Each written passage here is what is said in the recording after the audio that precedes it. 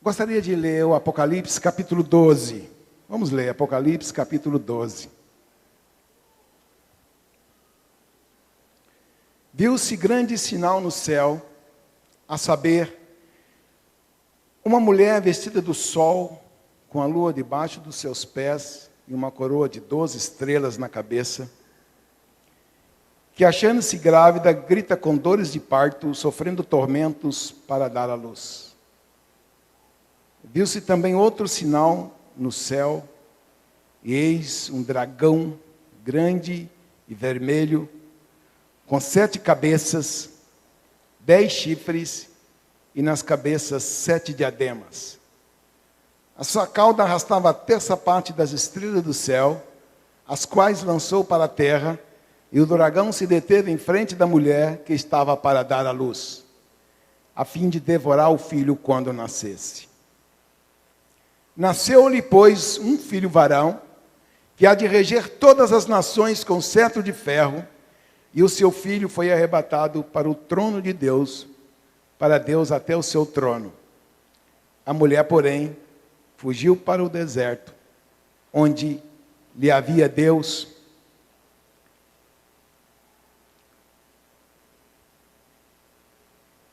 O vento está soprando a página aqui. A mulher, porém, fugiu para o deserto, onde lhe havia Deus preparado lugar, para que nele a sustentem durante 1260 dias. Eu não vou ler o restante dos textos, mas gostaria de trazer uma consideração nesse capítulo 12. É uns textos mais difíceis de entender das Escrituras. Historicamente, temos tido pouca compreensão desses textos de Apocalipse, capítulo 12.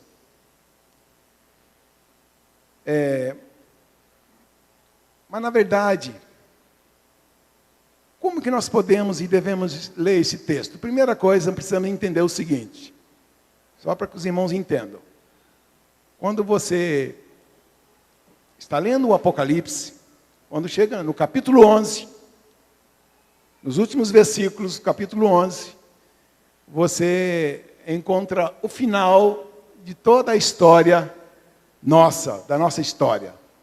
O reino, no último dia, na voz, ou melhor, o toque da última trombeta, né? E fala que o reino do mundo se tornou de nosso Senhor e do seu Cristo.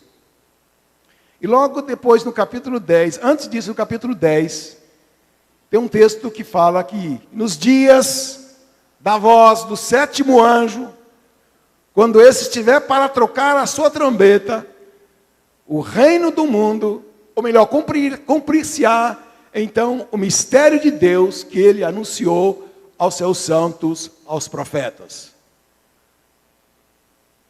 E no capítulo 10, quando João escreveu isso, ele tinha recebido uma ordem de receber um livro e comer aquele livro.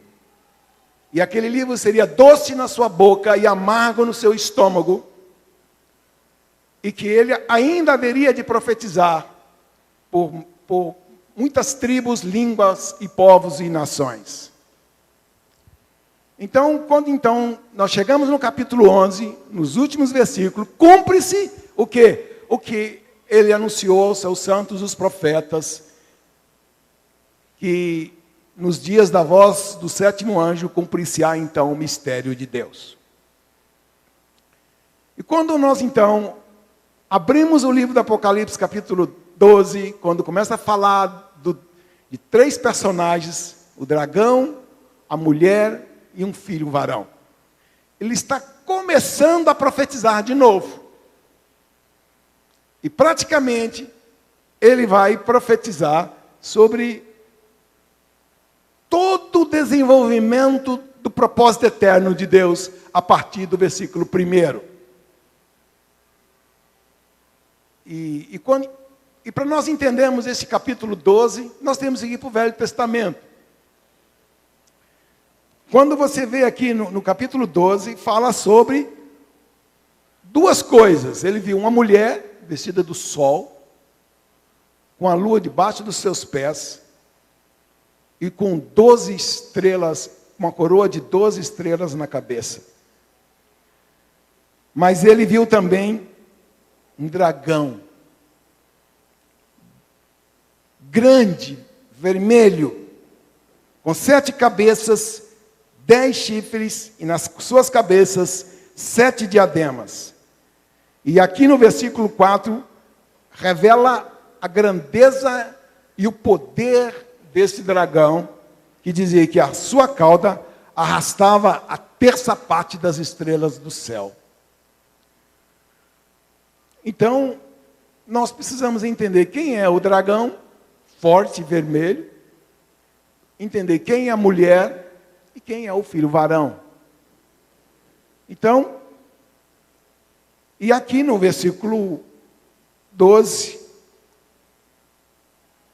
do capítulo 12, nos dá uma pista de quem é esse dragão. A Bíblia chama ele de a antiga serpente. E foi expulso o dragão, a antiga serpente, que se chama Diabo e Satanás. Então, para você encontrar, saber quem é o dragão, você vai lá em Gênesis 3,15, que diz lá, em Gênesis 3,15: porém, inimizade entre ti e a mulher, entre a tua descendência e o seu descendente. Este te ferirá a cabeça, e tu lhe ferirás o calcanhar. E na verdade, amados, nesse capítulo 12 do livro de Apocalipse, nós temos aqui um desenvolvimento desse propósito eterno, que começa desde a queda, desde Gênesis 3,15, e ele se desenvolve dentro daquele processo para o nascimento do filho varão.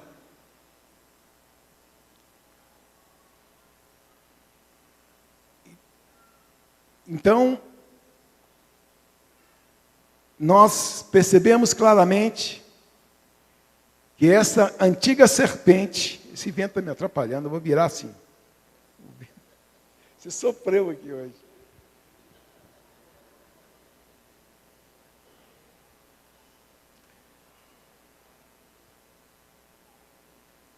E nesse capítulo 12 do Apocalipse, ele revela uma guerra cósmica, uma guerra que você não vê com seus olhos, e que esta guerra está revelada em Efésios capítulo 6, quando fala dos principados e das potestades contra os dominadores desse mundo tenebroso, contra as hostes espirituais da maldade que atua nas regiões celestiais. Nós enxergamos esta guerra, ou melhor, nós entendemos dessa guerra, e nesse capítulo 12 também nós entendemos a razão das nossas lutas, de todo o nosso sofrimento, de todas as tribulações que passamos neste mundo, de todos os conflitos que vivemos. Ele vai revelando tudo isto.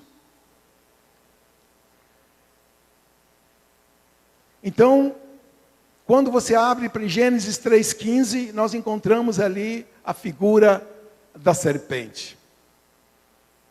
E ali, ele diz para o diabo: eu porei inimizade entre ti e a mulher, entre a sua descendência e o seu descendente. Aqui está, amados, o proto-evangelho.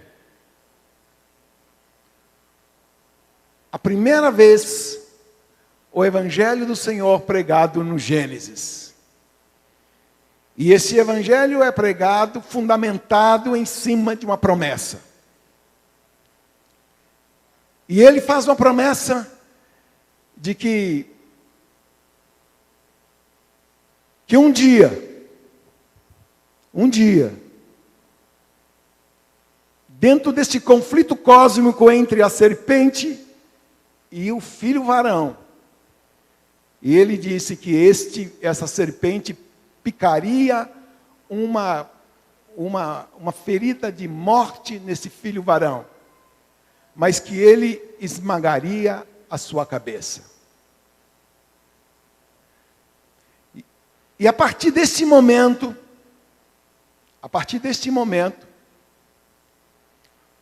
nós começamos a perceber, e o diabo começa então a agir para que fosse impedido o cumprimento desta promessa. Qual? Que da mulher Deus faria vir uma semente, um descendente da mulher que pisaria na cabeça da serpente. E o diabo então, desde esse momento, ele se encarregou de trabalhar por gerações após gerações, para que este menino não nascesse. Porque ele agora precisava trabalhar para que a promessa de Deus não se cumprisse. E quando você vai lá em Gênesis 3:9,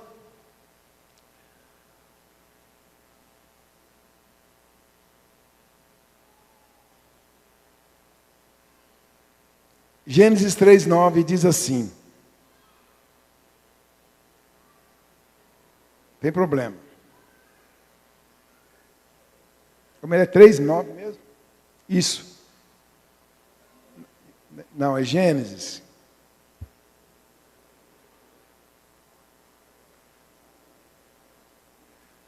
Ou melhor, não é Gênesis 3:9, não. É Gênesis 4:4.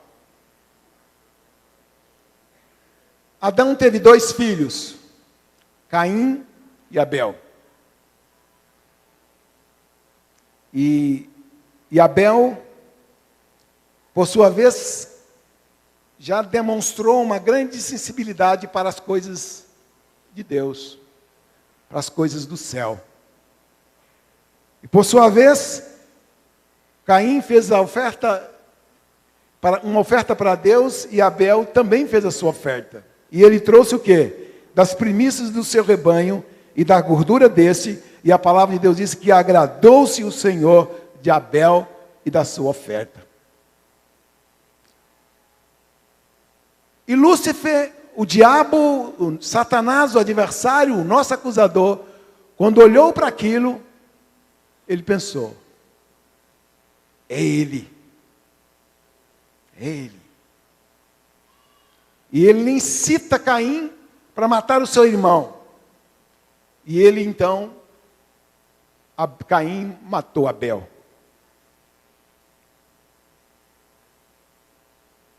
Mas, no versículo 4:25, diz a palavra que tornou Adão a coabitar com a sua mulher, e ela deu à luz um filho, a quem pôs o nome de Sete. Porque disse ela, Deus me concedeu outro descendente em lugar de Abel, que Caim matou. A Sete nasceu-lhe também um filho, a qual pôs o nome de Enos. E daí passou-se a invocar o nome do Senhor. E quando você vai olhando para essa linhagem da mulher, dessa descendência de Cristo, desta genealogia de Jesus, e você vai percebendo todas as dificuldades de tempo em tempo, em todas as gerações passadas, todas as gerações desde o Gênesis, em todas as gerações posteriores, o diabo tentava impedir o cumprimento desta promessa. Qual promessa? Do nascimento do filho varão. E Enos passou a invocar o nome do Senhor. Mas dentro desta linhagem, o sétimo de Adão, chamado Enoque, capítulo 5, versículo 24, diz: andou Enoque com Deus, e já não era, porque Deus o tomou para si. A palavra de Deus diz no versículo 22, que andou Enoque com Deus, e depois gerou a Metusalém, e viveu 300 anos, e teve filhos e filhas. Este Enoque é o 7º dentro da linhagem de Adão, do filho varão. De repente chega o 10º da linhagem de Sete, que é Noé. E a palavra de Deus disse que Deus havia se arrependido de ter feito o homem na face da terra. Aquela geração se perdeu. Você não tem registro na história que os filhos de Enoque eram um homem que andava com Deus, que andou com Deus. Os filhos de Metusalém, um homem que andou com Deus, que andava com Deus. Você percebe que toda a sua geração foi se perdendo. E chega no 10º da geração de Adão, um homem chamado Noé. A Bíblia diz que Deus achou graça diante daquele moço.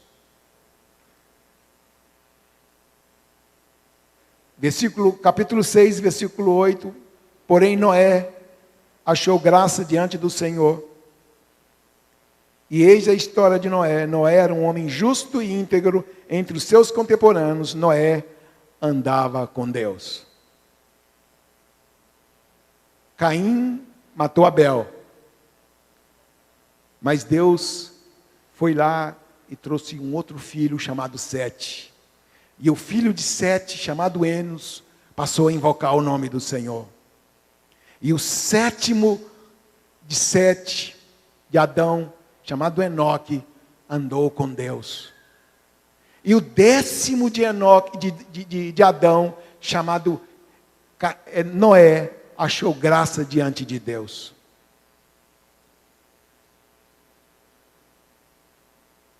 E Deus disse então, anunciou um juízo que iria destruir toda a terra. Porque era mau e continuadamente mau o desígnio do coração do homem. Mas, através de Noé construiu uma arca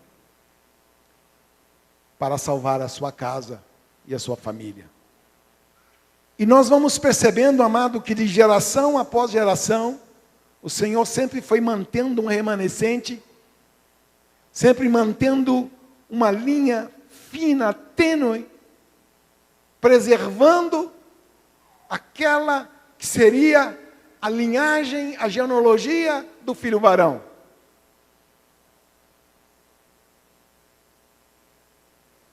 E quando o 20º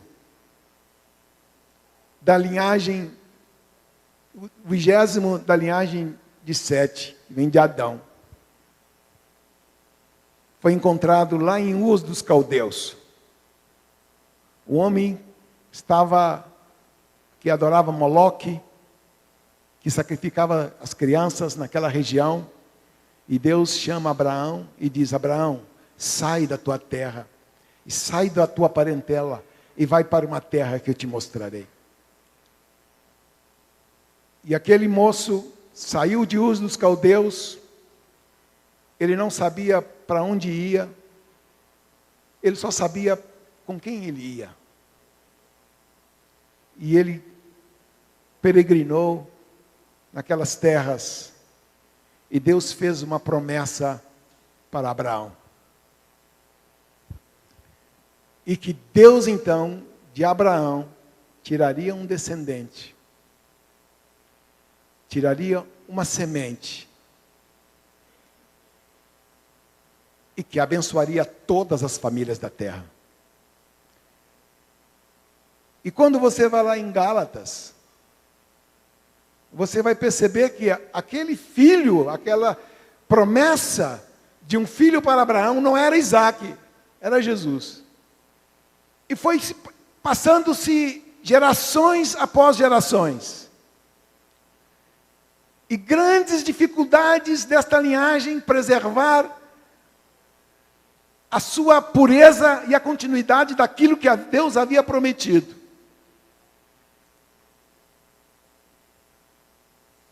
E o 23º da linhagem de Abraão, chamado Judá, Deus faz uma promessa para ele. E que de Judá não se arredaria o cetro. E esse cumprimento vem até no 33º de Adão, chamado Davi.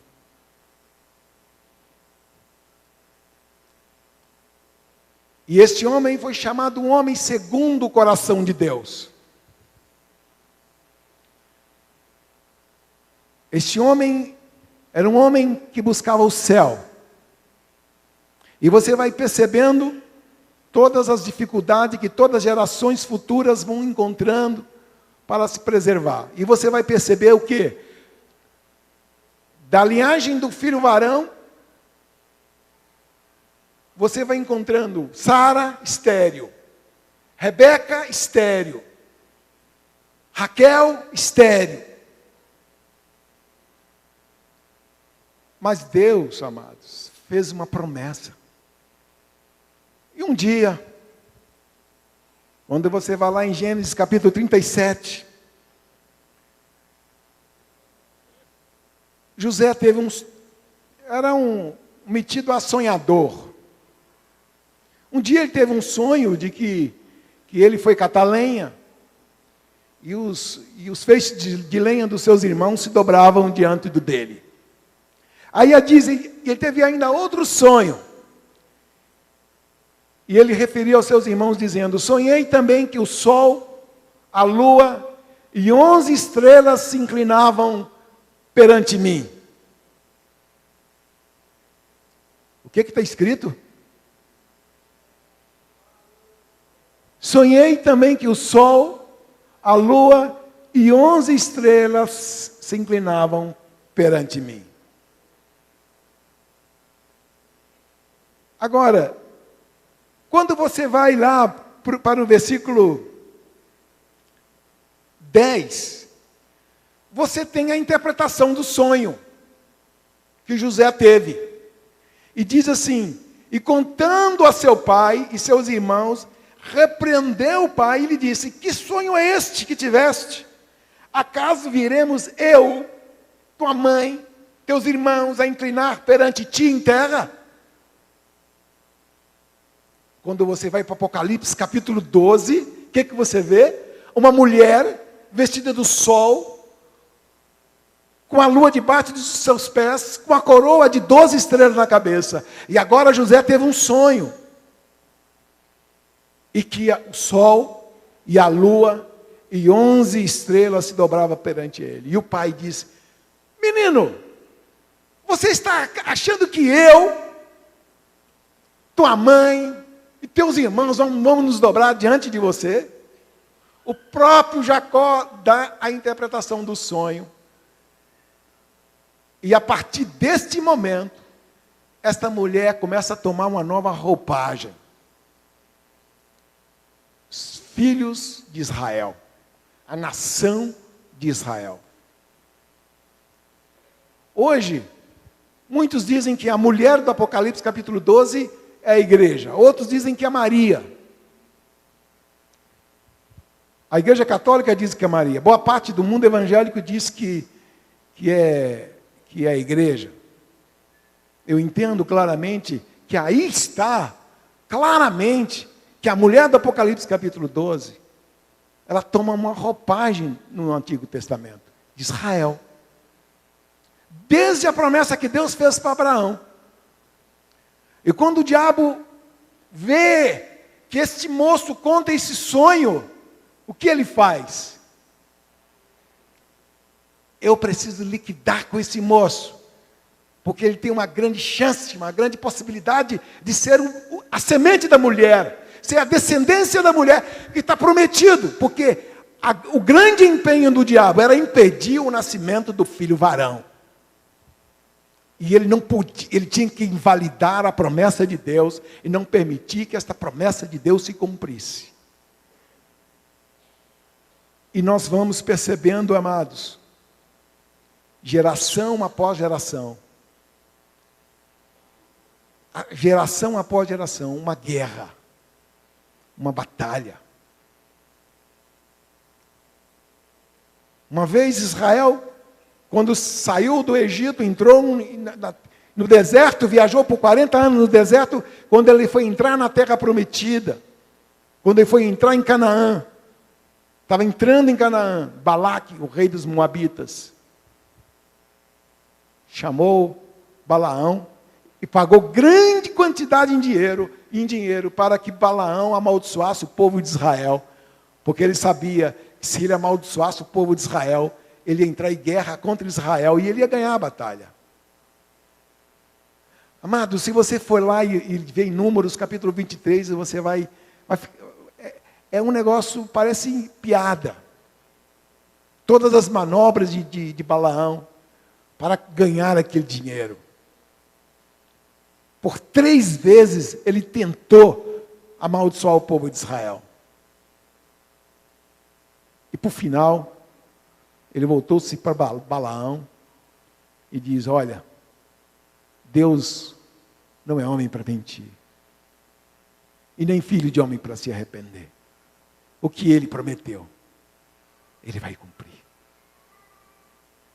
E lá em Isaías 46, 9 e 10, diz: eu sou Deus e não há outro semelhante a mim.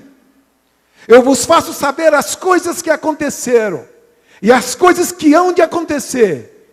Ele diz: o meu conselho permanecerá de pé e eu farei cumprir toda a minha vontade. E lá em Hebreus 6,17 diz que Deus, querendo mostrar mais firmemente aos herdeiros da promessa a imutabilidade do seu propósito, ele se interpõe com juramento. Deus, não tendo ninguém maior do que ele para jurar, ele jura por si mesmo. Ele diz: eu juro que eu cumprirei o meu propósito na terra, que eu construirei a minha família, que eu edificarei o meu corpo, que eu edificarei a minha casa. E um dia, eu abri na Bíblia lá no Antigo Testamento, no Salmo 89,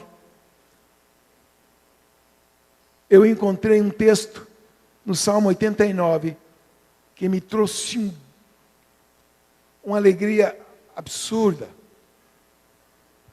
Versículo 19 diz assim: a um herói concedi o poder de socorrer, do meio do povo exaltei um escolhido.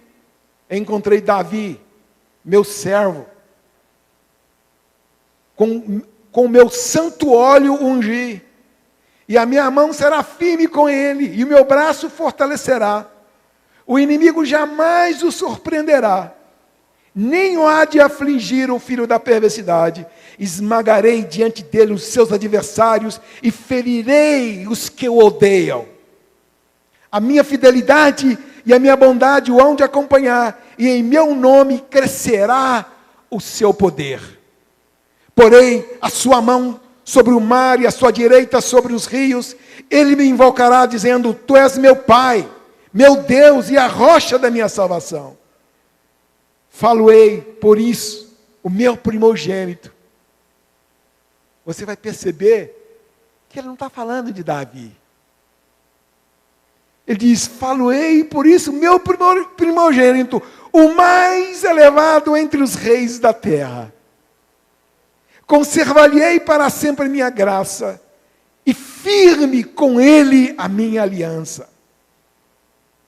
Eu farei durar para sempre a sua descendência, e o seu trono como os dias do céu.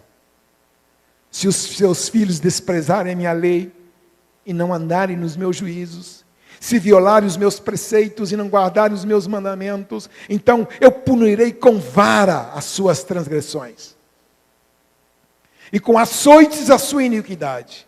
Mas jamais retirarei dele a minha bondade. Nem desmentirei a minha fidelidade, nem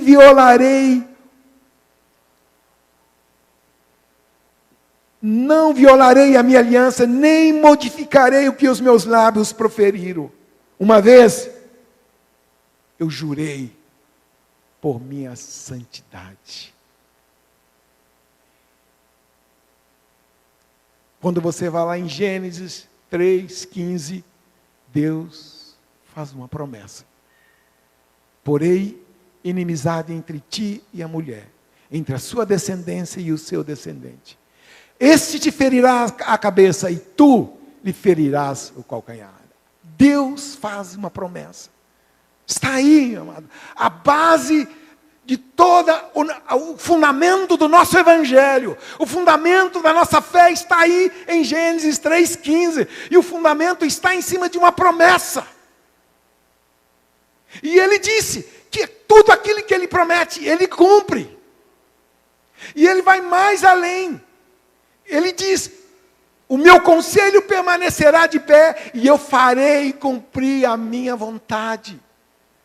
Ele vai mais além ainda, não só promete, como que diz que cumpre o que promete, como diz que ele empenhava a sua palavra. Agora ele diz: eu juro. Agora ele diz: eu juro pela minha própria santidade. Deus faz uma promessa. E a serpente trabalhando para impedir que o menino nascesse. E lá, no livro de 2 Crônicas, capítulo 22, versículo 10. Olha o que diz 2 Crônica 22:10. Vendo Atalia, mãe de Acasias, que seu filho era morto. Acasias era o rei de Israel, da descendência deste que ele disse que o trono dele permanecia como os dias do sol, os dias do céu. Ele disse: levantou-se e destruiu toda a descendência real da casa de Judá.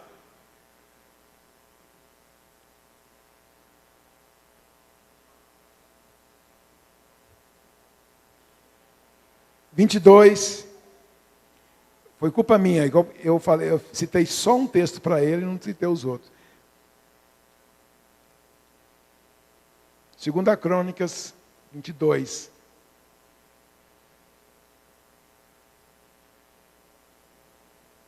Mas Josabete, filha do rei, tomou a Joás, filho de Acasias, e o furtou dentre os filhos do rei, aos quais matavam, e o pôs a sua ama numa câmara interior. Assim Josabete, a filha do rei, Jorão, mulher do sacerdote Joiada, irmã de Acasias, escondeu de Atalia e não foi morto. Sabe quem era esse menino? Filho de Acasias, que era o rei de Israel, da linhagem de Davi, era Joás. E Atalia, o diabo levantou aquela mulher e mandou matar todos os descendentes da família real. Sobrou uma criança de 5 anos de idade. Por um fio, a promessa de Deus não cumpre. Mas ele disse: Deus não é homem para mentir, e nem filho de homem para se arrepender. O que ele prometeu, ele vai cumprir. E você vai percebendo todas as batalhas de Israel, conspirações para exterminar com a nação, como foi no reino dos Medos e dos Persas, quando Naamã criou uma conspiração para que exterminasse os judeus da face da terra. E Deus preserva aquela nação, Deus preserva Israel. E vem pelo tempo. Até um dia, Lucas, capítulo 2, diz assim, a partir do versículo 8, diz assim: havia naquela mesma região pastores que viviam nos campos e guardavam o seu rebanho durante as vigílias da noite. E o anjo do Senhor desceu onde eles estavam, e a glória do Senhor brilhou ao redor deles, e ficaram tomados de grande temor. O anjo, porém, lhe disse: não temas, não temais. Eis aqui vos trago boa nova de grande alegria, que o será para todo o povo. É que hoje vos nasceu, na cidade de Davi, o Salvador, que é o Cristo. Hoje vos nasceu, na cidade de Davi, o Salvador. E no versículo 15 diz assim: e ausentando-se deles os anjos para o céu, diziam os pastores uns aos outros: vamos até Belém e vejamos os acontecimentos que o Senhor nos deu a conhecer. E foram apressadamente e acharam Maria e José e a criança deitado na manjedoura. E vendo, divulgaram que eles tinham dito a respeito deste menino. E todos que ouviram se admiraram das coisas referidas pelos pastores. Maria, porém, guardava todas essas coisas e meditando-as no coração.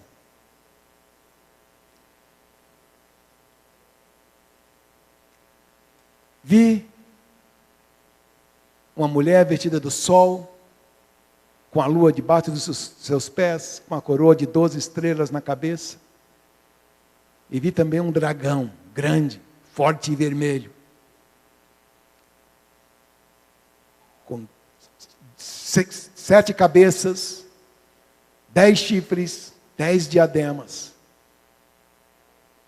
E que estava de frente da mulher, que estava grávida de um filho, para tragar, para destruir esse filho. Mas a Bíblia diz: nasceu-lhe, pois, o filho varão. Não conseguiu interromper. Perdeu a batalha. O que ele fez? Imediatamente, como ele fez também lá no Egito, mandou matar todas as crianças até 2 anos. Todas, aquela região de Belém, circunvizinha, todas as crianças nascidas naquele dia até 2 anos de idade foram mortas. Para quê? Porque ele queria atingir o menino, para matar o menino. E a Bíblia fala que o Senhor levou esse menino para o Egito, depois ele foi habitar em Nazaré, depois na região de Cafarnaum.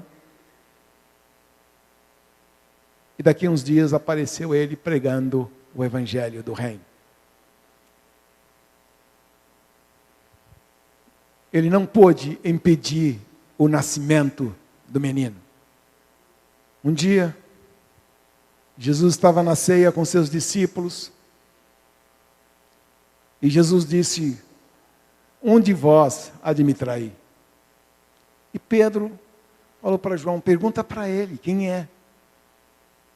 E João, encostado no seu ombro, diz: mestre, quem é? Ele diz: aquele a quem eu der um bocado do pão.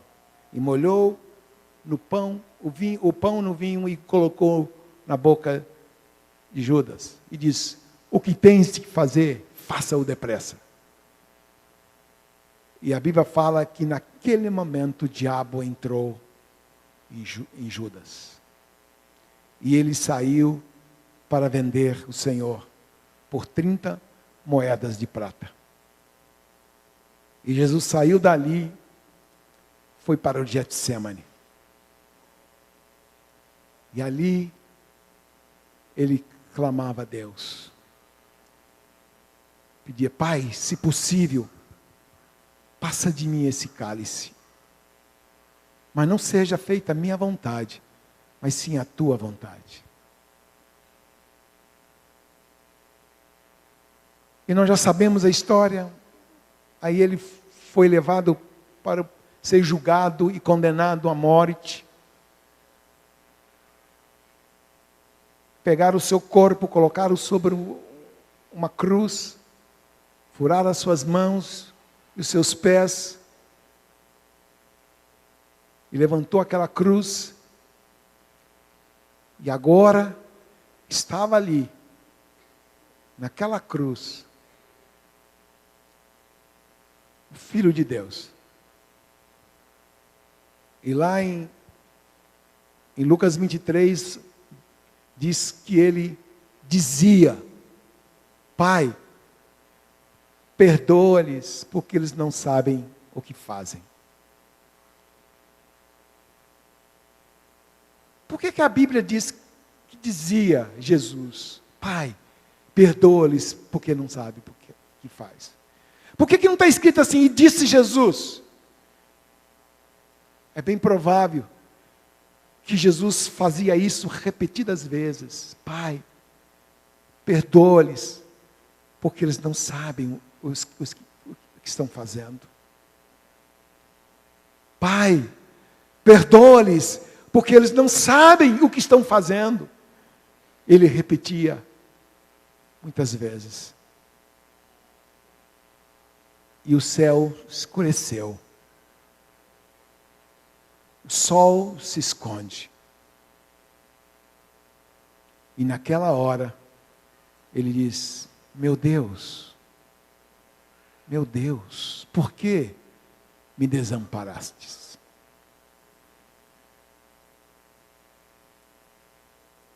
Por que Jesus,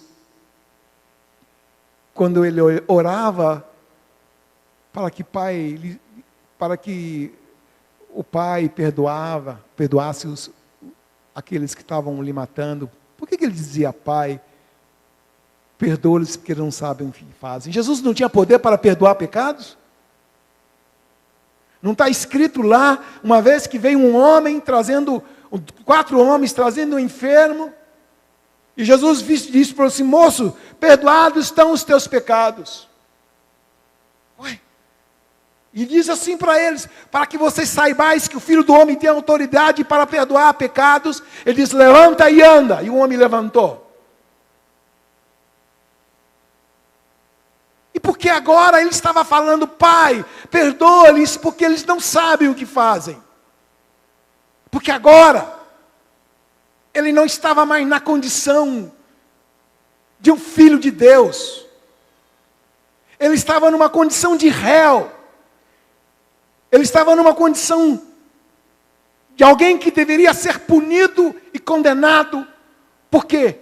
A Bíblia diz que aquele que não conheceu o pecado, Deus o fez pecado por nós, para que nele fôssemos feitos justiça de Deus. Nele, em Cristo Jesus, estava vindo todos os pecados da humanidade, do presente, do passado e do futuro, estavam caindo como enxurrada sobre ele. E agora, em vez dele pedir, ou melhor, em vez de dizer: eu perdoo vocês, porque agora ele está dizendo: Pai, perdoa-lhes, porque eles não sabem o que fazem. Porque naquela hora a condição dele era de um pecador. E ele diz: meu Deus, por que me desamparastes? Ele não podia ter falado: meu pai, por que me desamparastes? Ele não podia ter falado isso? Sabe por que ele não falou: meu pai? Porque se ele tivesse falado: meu pai, por que me desamparastes? Aquele pai se arrancaria do céu e tiraria seu filho daquela cruz, porque aquele pai jamais abandonaria aquele filho. Jamais. Aquele filho era um filho das suas entranhas, do seu coração. Era um filho que fazia a sua vontade. Mas agora não estava na cruz mais um filho de Deus. Agora estava na cruz o Filho do Homem.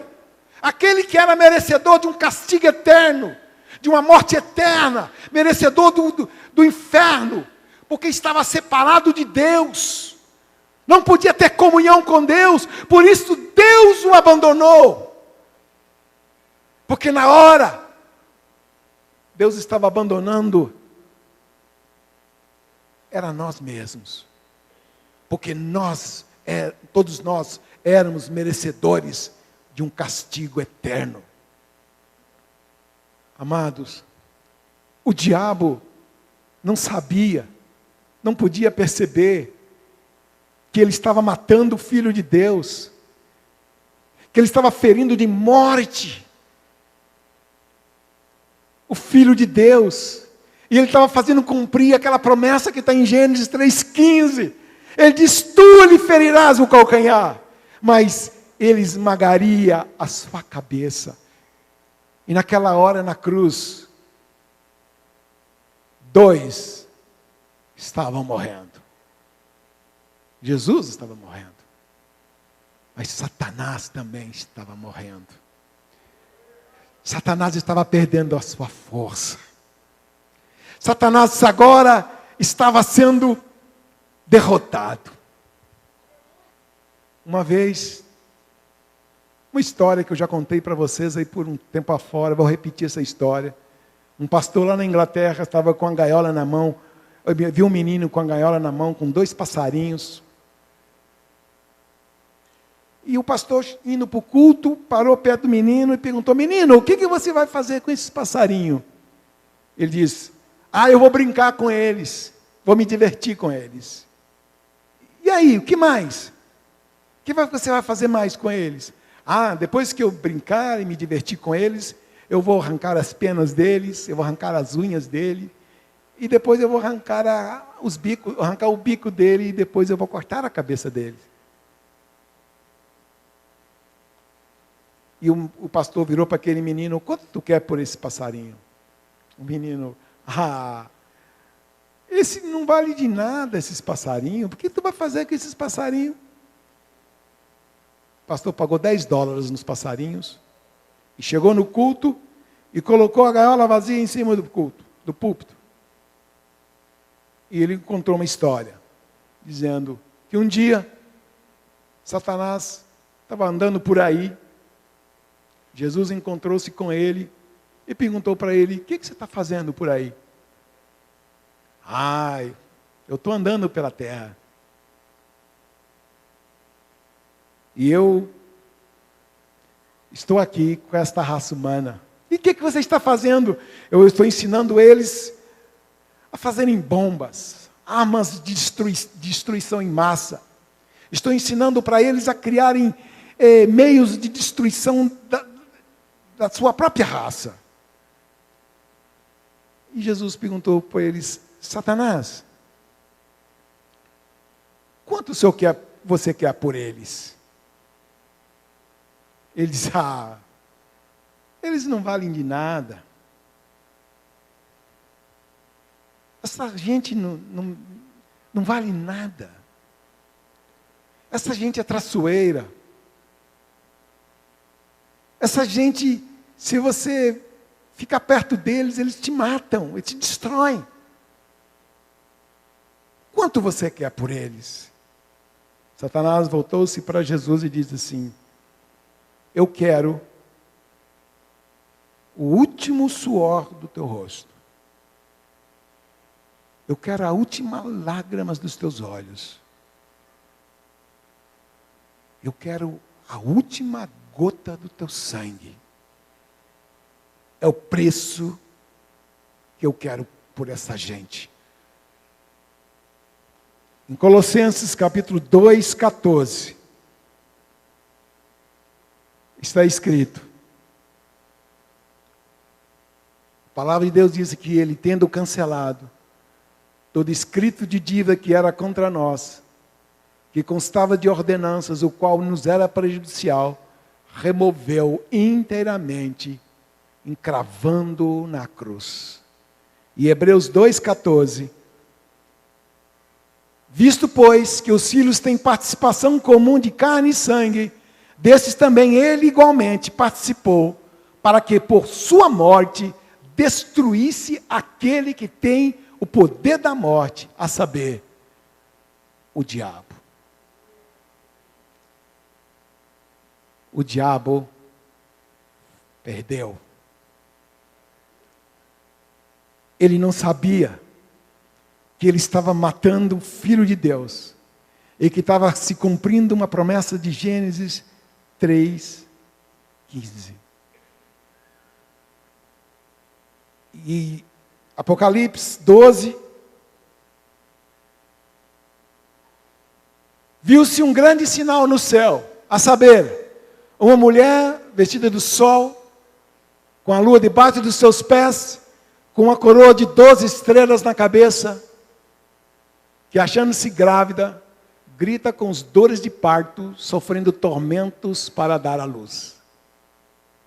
Viu-se também outro sinal no céu, e eis um dragão, grande e vermelho, com 7 cabeças, 10 chifres, e nas cabeças 7 diademas.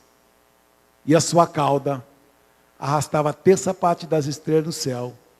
As quais lançou para a terra, e o dragão se deteve em frente da mulher, que estava para dar à luz, a fim de devorar o filho quando nascesse. Nasceu-lhe, pois, o filho varão. E sabe o que aconteceu mais? E ele foi arrebatado até o céu. Lá em Lucas, capítulo, ou melhor, em Atos, capítulo 1, Jesus disse que recebereis poder ao descer sobre vós, e sereis minhas testemunhas, tanto em Jerusalém, como em toda a Judeia, Samaria e até os confins da terra. Depois de ter falado isso, vieram 2 varões, vindo sobre a nuvem, Jesus assentou nas nuvens, e ele foi elevado nas alturas. E ele diz: varões galileus, esse Jesus, do mesmo modo como ele subiu, ele voltará. E Jesus foi subindo nas nuvens. E sabe o que aconteceu? Jesus sumiu à vista deles. Chegou um momento que ele entrou para fora da atmosfera. E eles perderam a visão. Mas Pedro ficou sabendo o que aconteceu lá no céu. Muito timidamente ele ficou sabendo. Ele diz assim: esteja absolutamente certo, pois toda a casa de Israel, de que a este Jesus que vós crucificastes, Deus o fez Senhor e Cristo. Só isso que ele sabia. O Salmo 24 continua: levantai-vos, ó portais eternos. Ele está subindo. Levantai-vos, ó portais eternos, porque aí vem o Rei da Glória. Quem é o Rei da Glória? É o Senhor dos exércitos, poderoso nas batalhas. Aquelas portas estavam travadas e trancadas desde Gênesis 3:15. Agora os portais eternos se abriram e um homem entrou na glória. E a Bíblia diz que ninguém subiu ao céu senão aquele que de lá desceu. E lá em Daniel, capítulo 7, diz assim: eu estava olhando nas minhas visões da noite, e eis que vinha com as nuvens do céu, como o Filho do Homem, se dirigiu ao ancião de dias, e o fizeram chegar até ele. Ele não vinha do céu para a terra, ele ia da terra para o céu. O ponto de referência é o trono. Daniel recebeu a revelação que o Filho de Deus estava chegando na sua glória. Ele vinha com as nuvens do céu e se dirigiu ao ancião de dias. Ele se dirigiu. Amados, olha a humildade deste verbo eterno. E eu estava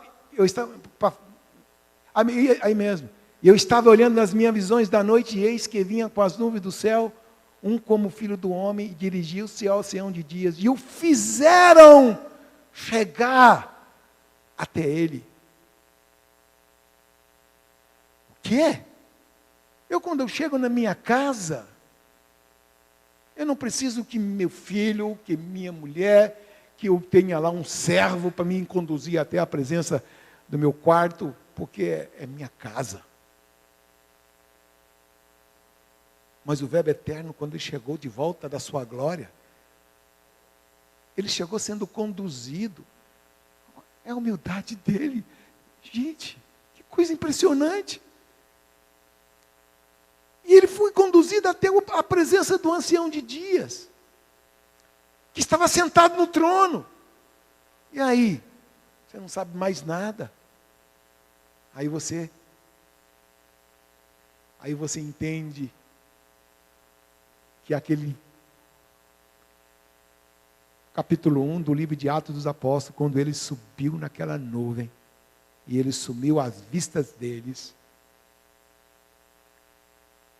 o Apocalipse é a revelação do que aconteceu depois da nuvem. E ele diz assim: eu, João, no dia do Senhor, encontrei-se na ilha chamada Patmos, por causa do testemunho do Senhor. E ouvi por detrás de mim uma voz como trovão. E voltei-me para ver quem falava comigo, e ele me disse: o que vês? Escreve em livros e manda às 7 igrejas: Éfeso, Esmirna, Pérgamo, Tiatira,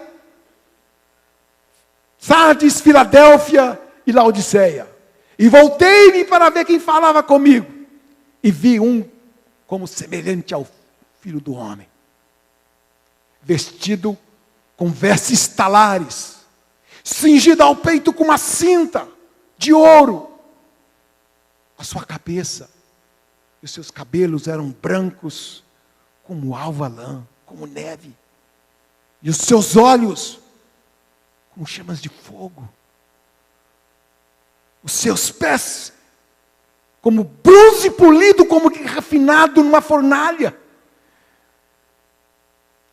Da sua boca saía uma espada de 2 gumes.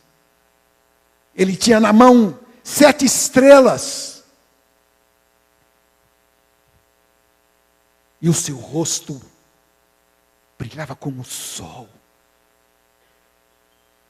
E quando eu vi, caía aos seus pés como morto.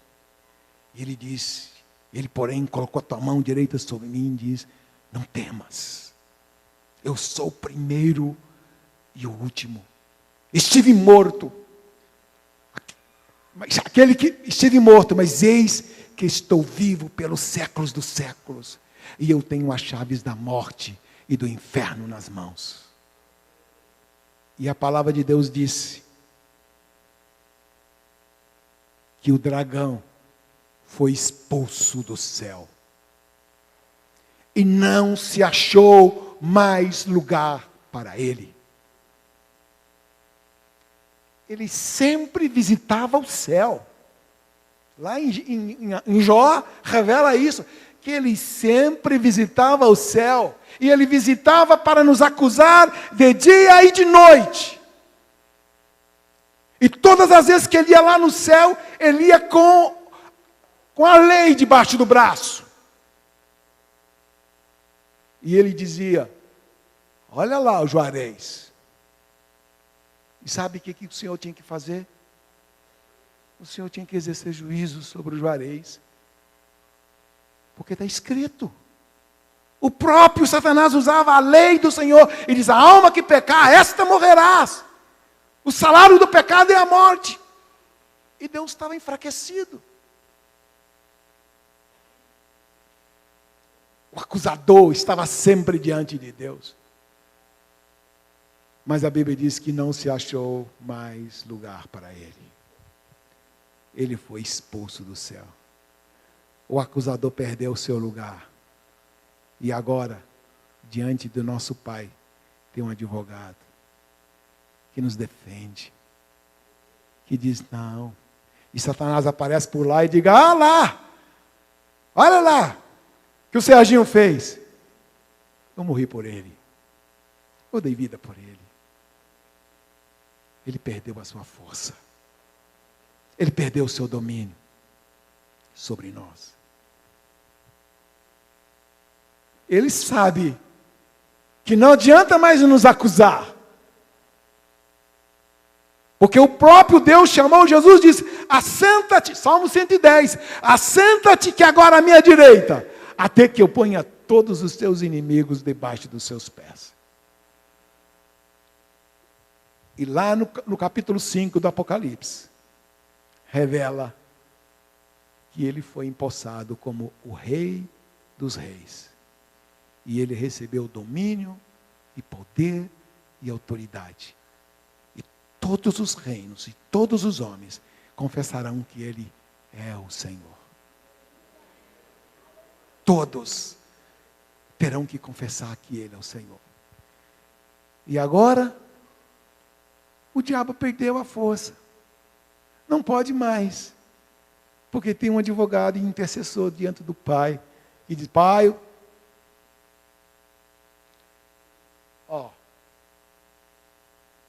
ele perdeu a força. Sabe o que ele faz agora? Como ele não pode nos acusar lá, ele acusa aqui. Ele acusa aqui. Tu não pode. Tu é fraco. Esse negócio de reino de Deus não é para você. Desiste disso. E ele começa a nos acusar. A Bíblia chama isso de dardos inflamados do maligno. Mas sabe que quando você vai apagar os dardos inflamados do maligno, você vai se apossar do escudo da fé e dizer: Satanás, ele morreu, aleluia. Ele me deu vida. Ele morreu e ele ressuscitou. E hoje ele está à direita do Pai. Aleluia! E ele intercede por nós, amados. Estou livre.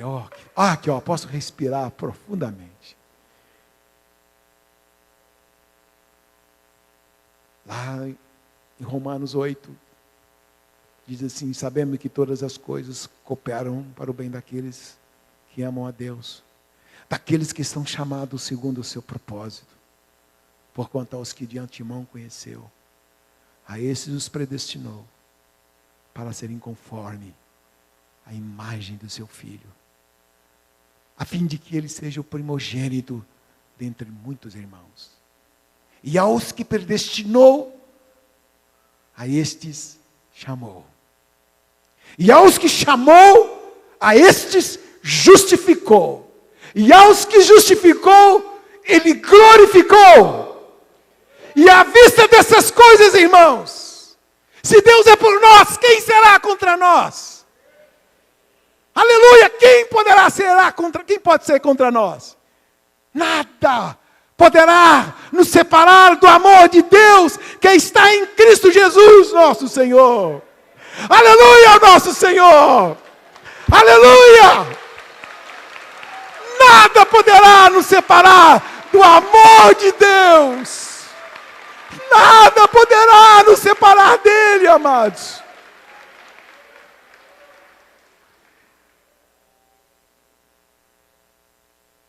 Ele perdeu. Somos mais do que vitoriosos em Cristo Jesus. Amém, amados? Aleluia. Feche seus olhos agora. Feche seus olhos. Eu quero dizer para você que Satanás vai tentar roubar essa bênção da sua vida. Ele vai tentar roubar isso. A maior batalha dele é tentar roubar aquilo que Deus prometeu na sua vida. Ele vai tentar roubar os seus filhos, sua mulher, seu marido. Mas você vai se apossar desta promessa, amém? Deus fez uma promessa.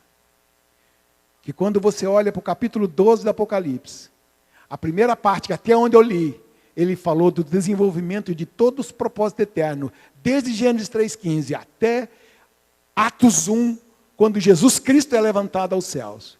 E a partir desses 8 versículos, do capítulo 7 em diante, ele vai começar a falar do desenvolvimento desse processo que nós estamos vivendo nos dias de hoje. E a Bíblia diz que ele perseguiu a mulher, e o Senhor preservou esta mulher, levou para o deserto, que é Israel. Mas a Bíblia diz que ele foi perseguir os restantes dos descendentes da mulher. Os que guardam os mandamentos, os que têm um testemunho de Jesus. Então ele vai querer roubar as promessas que ele fez para a sua vida, para a sua casa. Amados, nada pode roubar. A Bíblia diz que nada poderá nos separar do amor de Deus. Nem a morte, nem principados, nem potestades, nem altura, nem profundidade, nem largura, nem domínios, nem poderes, nem a morte, nada poderá nos separar de Deus. Nada. E você vai se apossar dessa promessa hoje. Você vai tomar posse disso. Aleluia. Ore agora. Aleluia, Senhor. Obrigado. Pelo que o Senhor fez por mim. Eu não merecia, Senhor. Nenhum de nós. Mas, se o Senhor não poupou a seu próprio Filho, dando por nós. Obrigado, Senhor, porque o Senhor deu o seu Filho por nós. E nós podemos aqui nesta noite nos apropriar disso. Tomar posse disso. E o diabo não vai roubar aquilo que o Senhor fez em nossas vidas. Ele é ladrão, roubador, aquele que veio para matar, aquele que veio para roubar, aquele que veio para destruir. Mas o Senhor veio para dar vida e vida em abundância. Diga, Senhor, eu me aproprio disso. Eu recebo isso no meu espírito, no meu coração. Aleluia, Senhor.